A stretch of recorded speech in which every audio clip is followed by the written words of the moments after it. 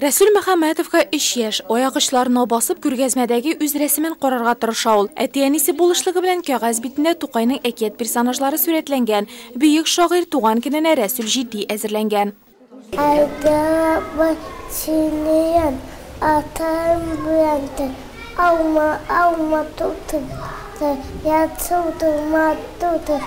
Алтын балыкта рус телендә аралашучы балаларны татар теленә өйрәтүгә мөһим игътибар бирелә.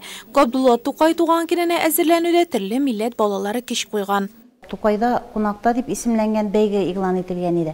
Кечкенәләр төркемендә ул Тукай әсәрләренә нигезләнеп эшләнгән мультфильмнарга рәсемнәр булса, уртанчылар һәм зурлар төркемендә ул кул эшләнмәләре булды. Балалар һәм әти-әниләр, хәтта әбиләр дә бик теләп катнаштылар. Туган тел матур тел, әнкәм теле, дөньяда күп нәрсә белдем, син туган тел аркылы. Карина балалар бакчасы тормышында актив катнашучыларның берсе.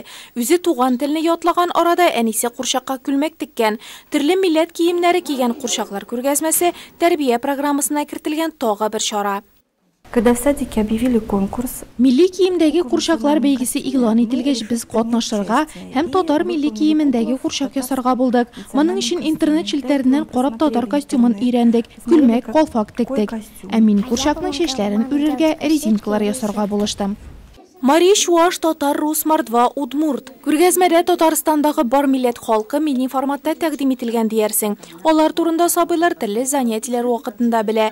Милли бизәкләргә кагылышлысы шуларның чираттагысы. Апрель айында Идел буенда яшәүче халыкларның милли киемдәге курчаклар бәйгесе игълан ителгән иде.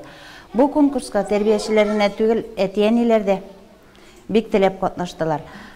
Әби-бабайлар да кушылды. Һәр гаилә үз милләте буенча киемнәр әзерләде. Балаларга халыкның милли бизәкләре, гырыф-гадәтләре, йола бәйрәмнәре турында сөйләнелде.